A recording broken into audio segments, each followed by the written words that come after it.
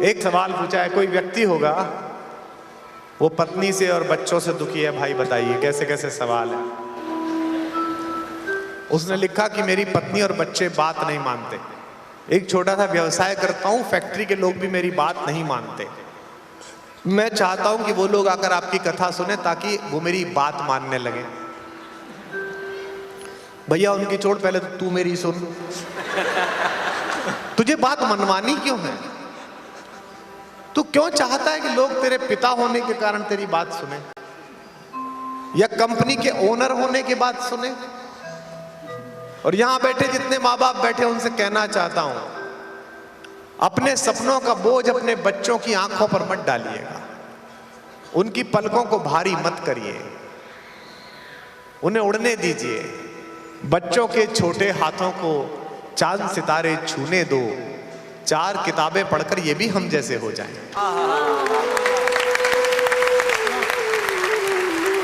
तुम क्यों चाहते हो कि तुम्हारी बात सुनी जाए? और तुम इसलिए चाहते हो क्योंकि तुम खुद को इस सब का ओनर समझते हो।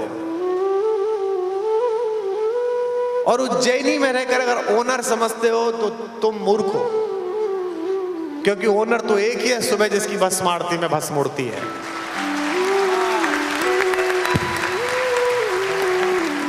तुम्हारी मेरी सांसों का ओनर वही है, तुम्हारी मेरी संपत्ति का ओनर वही है। तुम केवल कस्टोडियन हो, तुम्हें केवल इतने समय के लिए किराएदार रखा गया है। लाल किले पर धर्म और मानवता के लिए अपना शीश देने वाले दशमेश पिता गुरु गोविंद सिंह जी के पूज्य पिता गुरु तेग बहादुर जी का जन्मोत्सव बड़े धूमधाम से मनाया गया। तो मैंने टिप्पणी लिख दी कि आंखों से आंसू आ रहे हैं दृश्य देख के। तो विपक्षी पार्टी के एक व्यक्ति ने मुझे टैग करके पूछा, भाई तू क्यों खुश है, तुझे तो बुलाया भी नहीं। मैंने कहा मैं इसलिए नहीं खुश हूं कि मुझे बुलाया नहीं या दुखी हूं, मैं इसलिए अंदर तक प्रसन्न हूं कि सत्ता के नशे में जिस औरंगजेब को यह भ्रम था कि वो एक साधु का शीश उतरवा देगा, आज उसी साधु का यश उसी औरंगजेब के खानदानियों के लाल किले पे गूंज रहा है।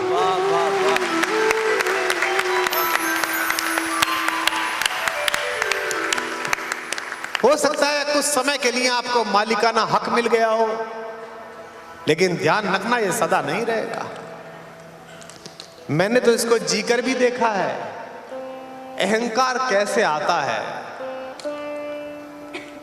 जो लोग जीवन चलाने के लिए उधार मांगते थे, वो हमारे संयोजित श्रम के कारण शक्तिशाली हो गए, तो मैंने अहंकार में देखा उनको कैसे आता है। लेकिन मुझे उत्साही जी की पंक्ति याद आती है जब भी मैं ऐसे किसी व्यक्ति को देखता हूं जो सत्ता के कारण, पैसे के कारण, शरीर के कारण, किसी कारण भी अहंकार में हो, तो मेरे मुंह से ये पंक्ति निकलती हैं कि उधर वो हाथों में पत्थर बदलते रहते हैं, इधर भी अहले जुनू सर बदलते रहते हैं, और ये दबदबा, ये हुकूमत, ये नशे दौलत, किराएदार हैं, सब घर बदलते रहते हैं।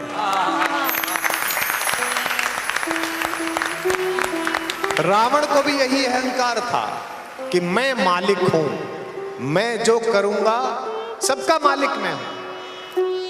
राम और रावण में अंतर बताना हो तो केवल एक शब्द पे बता देता हूं, राम के पास जो है वो पर्याप्त है, जो उन्हें प्राप्त है वो पर्याप्त है, और रावण के पास सब कुछ है फिर भी पर्याप्त नहीं है। एक वलकल में घूमने वाले तपस्वी की सुंदरी पत्नी हमारी मां भारतेश्वरी मैथिली नंदिनी अयोध्या की राजकुमारी को देखकर केवल वर्णन सुनकर वो विचलित हो गया कि मेरे पास होनी चाहिए। अलग अलग राम कथाएं हैं, देखिए इनमें शंका मत करिए और लड़िए भी मत। 250 से अधिक राम कथाएं हैं पूरे विश्व में, किसी ने कुछ लिखा है, किसी ने कुछ लिखा है। आपको जो अच्छा लगे रख लीजिए, जो ना लगे कहिए कि हम नहीं मानते। देखो, जो भी चीज जीवन में उतारने के लिए मुश्किल हो सबसे अच्छा तरीका है उसे ये कह दो, अरे तो भगवान कर सकते हैं, हम कैसे कर सकते हैं। गांधी के मार्ग पर चलना कठिन था तो हर शहर में एक गांधी मार्ग बना दिया गया कि इस पे चल लो। राम जैसा जीवन बनाना, राम जैसा परिवार बनाना कठिन है, तो बोले वो तो भगवान है, वो तो कर सकते हैं। नहीं, आत्म जीवन में उतारना पड़ेगा, अपने अंदर उतारना पड़ेगा। तो जिस भी मेरे मित्र ने ये शंका जाहिर की है कि मेरी बात नहीं मानते घर वाले, उससे कहना कि राम कथा से सीख, ओनर मत बन, कस्टोडियन बन, इसका उत्तराधिकारी बन। यह शिप्रा का जो जल बह रहा है, इसके एक किनारे पर अगर तुम्हें एक जमीन का टुकड़ा मिल जाए तो क्या शिप्रा का उतना जल तुम्हारा है? नहीं, ये प्रकृति मां का है। मैं जहां रहता हूं केवी कुटीर में कुटिया बनाकर गौशाला है, हमारी बहुत सारी गाय माता रहती हैं, गंगा है, यशोदा है, बहुत सारी अलग अलग, राधा है, अभी राधा की बिटिया हुई है। तो मैं एक दिन घूम रहा था तो कोरोना के दौरान, तो मुझे एक सांप दिखाई दिया। अरड़ में जा रहा था, अरड़ के खेत में, तो मैंने उसका वीडियो बना के ट्वीट कर दिया। तो दिल्ली की एक पत्रकार ने मुझसे पूछा, आपके खेत में सांप भी है? मैंने कहा नहीं, सांप के खेत में मैं हूं।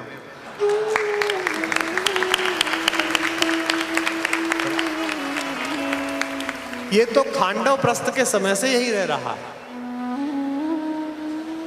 जब अर्जुन आए थे तब भी यही था।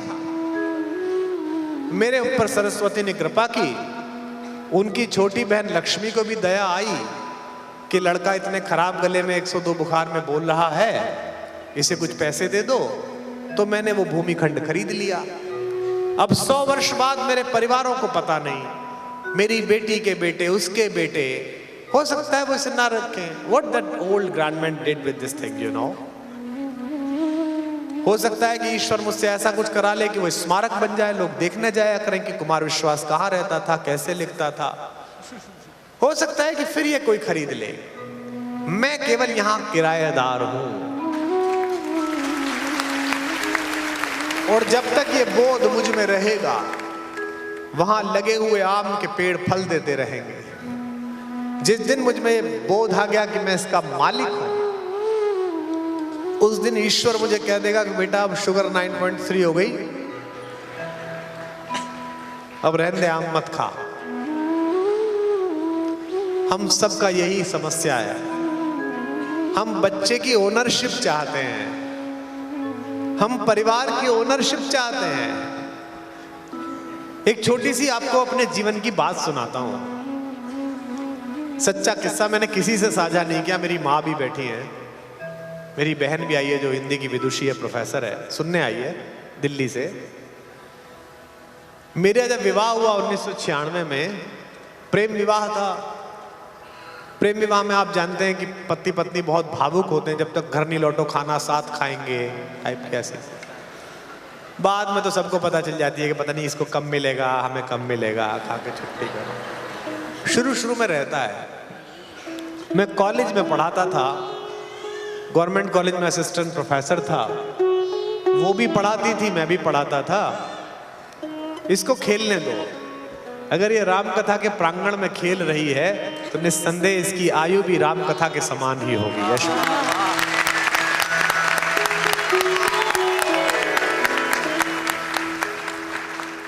इसी में तो राम है, इसी में तो सीता है। तो मैं भरतपुर में रहता था। उस शहर में महीने में एक बार एक कवि गोष्ठी होती थी। तो मैं कवि गोष्ठी के लिए गया, पत्नी से कह गया कि 7 बजे की गोष्ठी है, 9 बजे तक आ जाऊंगा, थोड़ा लेट खाना खाएंगे। जाड़ों का दिन था, वहां लोग 7 बजे सो जाते हैं। छोटा सा ग्रामीण सा जिला है। एक मारुति 800 मेरे पास हुआ करती थी, मैनुअल स्टीयरिंग वाली, उतर के मोड़नी पड़ती थी। तो मैं लेके चला गया साहब। उस दिन किसी अतिथि के कारण कवि गोष्ठी 8:30 बजे शुरू हुई, 7 बजे वाली। और उस दिन जो कवि आए थे 3-4, उन्होंने रंग ज्यादा जमा दिया। लंबी हो गई, मुझे भी जोश चढ़ा, मैंने भी 2-3 कविताएं सुना दी। 11 बजे मैं निवृत्त हुआ। अब मैंने घड़ी देखी तो मेरे हृदय में वही कंपन पैदा हुआ, हाँ, जो किसी नवविवाहित पुरुष के मन में पैदा होता है कि आज जीवन संकट में है। तो मैं घर पहुंचा, श्रीमती जी ने द्वार खोला, सरकार का मकान था, बड़ा लंबा चौड़ा सा। उनके चेहरे पर जो लाली थी और जो थोड़ा तनाव था, उससे मुझे लग गया कि ये नाराज हैं। तो मैंने उन्हें अपने सच्चे बहाने बताए कि भाई ऐसा हो गया था, ऐसा हो गया था, ऐसा हो गया था। मैं उत्तर उसी व्यक्ति को दे रहा हूं जिसने मुझसे पूछा है कि घर वाले बात नहीं मानते, बेटा बात नहीं मानता, उसी को बता रहा हूं। मैंने कहा कि वो देरी हो गई। उसने कहा कोई बात नहीं, चलो खाना खाते हैं। मैं तनाव को कम करने के लिए किचन में खुद काम में लग गया। करना भी चाहिए, पुरुषों को क्यों ऐसा सोचना चाहिए। तो मैंने सामान उठाया। उस जमाने में एक प्लास्टिक का बड़ा सा कवर आता था, गोल सा, जिसे बेड पे रख के खाना खाते थे, याद है आपको? हर नौकरी पेशा आदमी के घर में होता था। वो बेड पे बिछा लिया, चावल लाके रख दिए, पानी लाके रख दिया। पहला टुकड़ा मुंह में दिया वीर जी कि दरवाजे की घंटी बजी। बाहर जाके देखा तो 11:30 बजे हमारे कॉलेज के जो हेड क्लर्क साहब थे, शर्मा जी, वो शॉल लपेटे हुए मुंह तक कांपते हुए उन्होंने दरवाजा खुलवाया। विश्वास जी, बहुत समस्या हो गई। आयु में बड़े थे, 58 साल के थे, मैं तो 24-26 साल का था, मेरे से दुगने थे। मैंने कहा जी अंकल, बोलता था, जी अंकल बताएं क्या हो गया। उनका बेटा था पप्पू। बोले विश्वास जी, पप्पू की बहू को ना पेन उठाए, हालांकि 15 दिन बाद ड्यू था, पर आज ही पेन हो गए, तो अगर आपकी गाड़ी मिल जाती है अस्पताल जाने के लिए। मैंने कहा मैं शर्मा जी बस अभी आया। मैं अंदर गया, कपड़े पहनने में देर लगती, तो मैंने एक ओवरकोट था लंबा सा, वो मैंने पहन लिया और एक मफलर बांध लिया। मैंने कहा चलिए शर्मा जी। मैंने पत्नी से कहा कि सुनो, वो पप्पू की बहू को ना दर्द होना शुरू हो गया, तो मुझे छोड़ गया। बोली खाना? मैंने कहा तुम खा लो, मैं आके खाता हूं। मैं पप्पू की बहू को 11:30 बजे लेकर अस्पताल पहुंचा। 12 बजे सरकार के अस्पताल, डॉक्टर कहाँ है, स्ट्रेचर कहाँ है, पता ही नहीं चल रहा था। आधा 1 घंटे में चीजें प्रकृतिस्थ हुई। पप्पू की बहू को नर्सें लेबर रूम में ले गई। 1 बज गया। अब पप्पू की मम्मी मुझसे बोली, भाई साहब एक छोटी सी समस्या है। मैंने कहा जी बताइए। हम और पप्पू के पापा तो यहाँ आ गए, पप्पू तो घर ही रह गया। और एक गर्म पानी का फ्लास्क भी लाना है भाई साहब, ताकि बहू को जब कुछ हो जाए तो उसे गर्म दूध मिल जाए। मैंने कहा जी भाभी जी जाता हूँ। मैं गाड़ी लेकर गया। श्रीमान पप्पू जो पिता बनने वाले थे, उनको कहा कि अब आप ही पप्पू नहीं रहेंगे, परिवार में नव्य पप्पू के आगमन की सूचना है, आप विराजें। और एक फ्लास्क भाभी जी ने बोला है, वो लेके चले। वो फ्लास्क लेके पप्पू जी बैठे। हम 2:30 बजे पहुंचे, 1:30 बजे।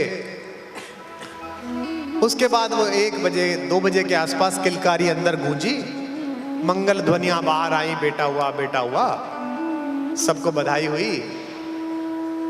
तो मुझसे शर्मा जी ने कहा, कुमार जी आप घर चले जाइए, हम तो सुबह तक यहीं रहेंगे। मैं 2:30 बजे घर पहुंचा तो पत्नी ने दरवाजा खोला। मैंने कहा पप्पू के बेटा हुआ है। बोली अच्छा। मैंने कहा खाना खा लेते हैं? बोले आप खा लीजिए, मेरा तो मन नहीं है। मैं समझ गया कि ये नाराज है। मैंने कहा मेरा भी मन नहीं है। वहां मैंने बिस्किट वगैरह खा लिए थे चाय के साथ। हम दोनों सो गए। सुबह उठे, संडे का दिन था, 10-11 बजे उसने पराठे बनाए। वो जो बंगला सरकार का था, उसके लॉन में हमने कुर्सी बिछा के पराठे खाने शुरू किए। तो उसके चेहरे पर रात का गुस्सा था। मेरा जो भाई कह रहा है कि फैक्ट्री के लोग मेरी बात नहीं मानते, बेटे इज्जत नहीं करते, तुम सुनो। तो मैंने अपनी पत्नी से कहा कि देखो मुझे पता है कि तुम कल की बात के लिए नाराज हो। उसने कहा नहीं कोई बात नहीं, अरे आपको तो भैया सभी का करना है, आप ही सबसे बड़े धार्मिक हैं। तो मैंने उसको एक बात कही जो मैं आपसे भी कहता हूं। मैंने कहा वो जो बिटिया है जिसका बच्चा हुआ है, उसको 10 बजे दर्द शुरू हुआ होगा, आधा घंटे तो उसने सहन किया होगा, आधा घंटे बाद पप्पू को जगाया होगा, आधा घंटे तक पप्पू ने भी कोशिश की होगी कैसे दर्द कम हो। 11 बजे जब दर्द असहनीय हो गया तो पप्पू अपनी मां के पास गया कि मम्मी बबली को दर्द हो रहा है। फिर माता जी ने अजवाइन दी होगी, गर्म पानी दिया होगा। जब ना सहा गया तो 11:30 बजे उन्होंने अपने पति को कहा होगा जगा के नींद से, क्योंकि वो तो 7 बजे सो जाते हैं, कि सुनो गाड़ी का इंतजाम करो, बबली का टाइम आ गया बच्चे का। झंझोड़ कर उठते हुए नींद में बैठे हुए शर्मा जी ने जब आंख खोली और उन्हें समझ में आया कि ये कार चाहिए, तो त्रैलोक्य के स्वामी की तरफ उन्होंने देखा कि कार। स्वामी ने कहा वो कुमार।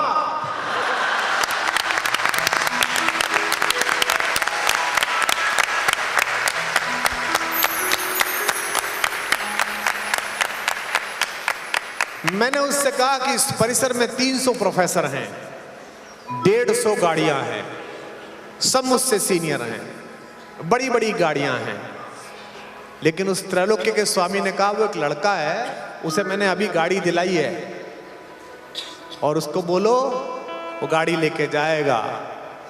मालिक के कहने पर अगर काम करना बंद कर दूंगा तो कल मालिक नौकरी से निकाल देगा।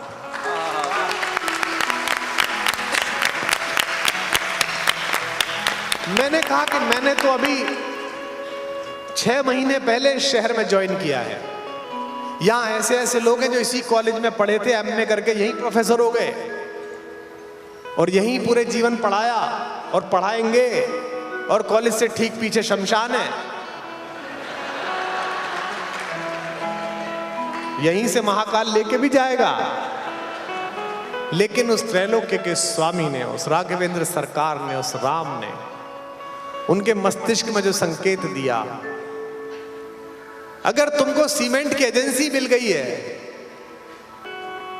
और अगर तुम आगे किसी का मकान बनने के लिए, किसी मंदिर के निर्माण के लिए, किसी अस्पताल के लिए उसे आगे नहीं दोगे तो वो सीमेंट पत्थर बन जाएगा, ना तुम्हारे काम आएगा ना किसी के काम आएगा। तो जो मेरा मित्र इस बात से चिंतित है उससे अनुरोध है कि ओनर मत बन, कस्टोडियन बन। दुनिया का सबसे बड़ा डीएनए, दुनिया का सबसे पुराना राजवंश मेवाड़ है। महाराणा प्रताप ने कभी स्वयं को राजा नहीं लिखा, आप चले जाइए आज भी पता चल जाएगा। वो कहते हैं कि राजा तो एक लिंग है, हम उसके मुनीम हैं, दीवान। उसने हिसाब किताब हमको पकड़ाया, हम हिसाब किताब लिख रहे हैं, इसलिए वहां राजा नहीं कहा जाता, एक लिंग दीवान। मैं भी महाराणा के जन्मदिन पर जब लिखता हूं तो यही लिखता हूं, एक लिंग दीवान। जब तक प्रभु द्वारा दी हुई शक्तियों के प्रति, ईश्वर द्वारा दी गई अनुकंपाओं के प्रति इस कृतज्ञता भाव के साथ रहोगे कि तुम इसके कस्टोडियन हो, तब तक भगवान तुमको नवाजेगा।